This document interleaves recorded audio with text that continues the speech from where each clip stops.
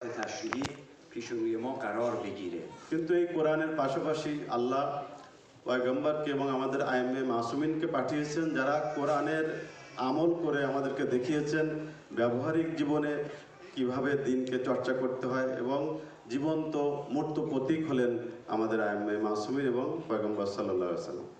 خب نکته مهمی که دوستان عنایت داشته باشن اینه که در هدایت تشریعی ما نیاز به انسان‌های کامل الگو و اسوه داریم।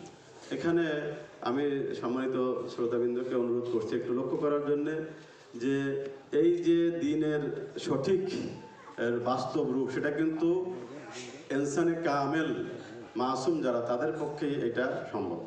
این مقدمه رو عرض کردم که برسم به شخصیت کامل و جامع مولا امیرالمومنین علی علیه السلام। আমি এই ভূমিকা স্বরূপ কয়েকটা কথা বললাম এটার জন্য যে মাওলা আলী যে একজন ইনসানে কামেল সেই জায়গায় পৌঁছাবার জন্য। شواهد و قرائن تاریخی، مطالعاتی، علمی همه نشون میده که مولا امیرالمومنین علی علیه السلام بعد از وجود مبارک پیامبر مکرم اسلام کاملترین و جامعترین انسان روی زمین هست। আপনি ইতিহাস থেকে বলেন হাদিস রিওয়ায়াত থেকে বলেন যত বর্ণনাগুলো রয়েছে সবার কথা বক্তব্য একটাই যে জমিনের পরে আল্লাহ রসুলের পরে যিনি ইনসানে কামেল সর্বশ্রেষ্ঠ মানুষ তিনি হলেন আমাদের মাওলা আলী ইবনে আবি তালিব। و این انسان کامل و نمونه که مولا امیرالمومنین علی علیه السلام هست امروز پیش روی همه ما به عنوان یک اسوه و الگو هست و ما اگر بخواهیم در مسیر درست هدایت حرکت بکنیم باید امیر مومنان رو فضایلش رو شخصیتش رو بشناسیم و در حد توان خودمون تلاش بکنیم که اقتدا بکنیم به آن حضرت। আমিরুল মুমিনিন আলী ইবনে আবি তালিব শুধু একজন ইনসানে কামেল এটাই কিন্তু শেষ কথা নয়, বরং উনি আমাদের সকলের জন্য একটা আদর্শ নমুনা। অর্থাৎ আমরা আমাদের জীবনের পথ আদর্শের পথ সেটা মাওলা আলীকে দেখে এবং ওনাকে অনুসরণ করে আমাদের সেই পথ ধরে অগ্রসর হতে হবে। اگر درباره فضایل مولا امیرالمومنین علیه السلام خیلی خلاصه بخوام چند نکته رو عرض بکنم، خب علی علیه السلام جامع فضایل انسانی است، یعنی همه فضیلت ها، ارزش ها و خوبی های انسانی در امیر مومنان جمع هست। আমি যদি খুব সংক্ষেপ করে বলতে চাই একটা বাক্য সেটা এটাই যে ফাজাইল বলতে যা আমরা বুঝি গুণাবলী বলতে যা বুঝি মানবিক গুণাবলী ইনসানি গুণাবলী সবগুলোর সমাহার মাওলা আলী ইবনে আবি তালিব আলাইহিস সালাম।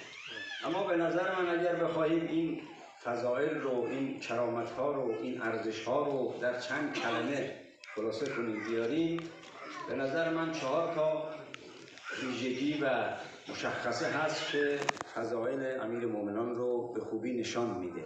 এর মধ্যে যদি আমি খুবই খোলাসা করে মাওলা আলীর ফাজাইলের কিছু অংশ আপনাদের সামনে তুলে ধরতে চাই তাহলে 4টা অ্যাঙ্গেল থেকে আমি মনে করি এই আলোচনা হওয়া দরকার। من این 4 تا رو به طور خلاصه در 4 تا واژه و عبارت عدالت، شجاعت، تقوا و علم در نظر گرفتم। এই যে 4টা গুণাবলীর কথা বলছি মেন সেটা হলো যে একটা হলো আদালত বা ন্যায়পরায়ণতা, সুজাত মানে সাহসিকতা, আর একটা হলো এলম বা জ্ঞান,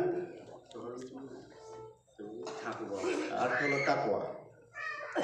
خب همه شنیده اید که امیر مومنان علی علیه السلام در درجه اول به عدالت شناخته شده است।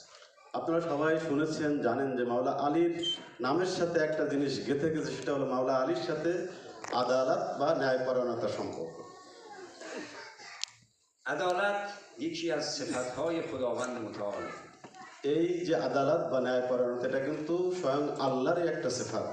بالاترین فضیلت عدالت هست সবচেয়ে বড় ফজিলত সেটা হলো এই ন্যায়পরায়ণতা বা আদালত। و در این حال سخت‌ترین کار و عمل عدالت هست। আবার আরেক দিক থেকে এটাই কিন্তু সবচেয়ে কঠিনতম কাজ আদালত বজায় রাখা। شخصیتی که در اوج عدالت هست یعنی بزرگترین و کاملترین و قویترین انسانه। এটা দিয়েই আমরা মাপতে পারি যে ব্যক্তি আদালতের সর্বশীর্ষে সেই ব্যক্তি কিন্তু কামেলতারিন পরিপূর্ণতম ইনসান সেই ব্যক্তি। چون خیلی از فضیلت‌ها و ارزش‌های انسان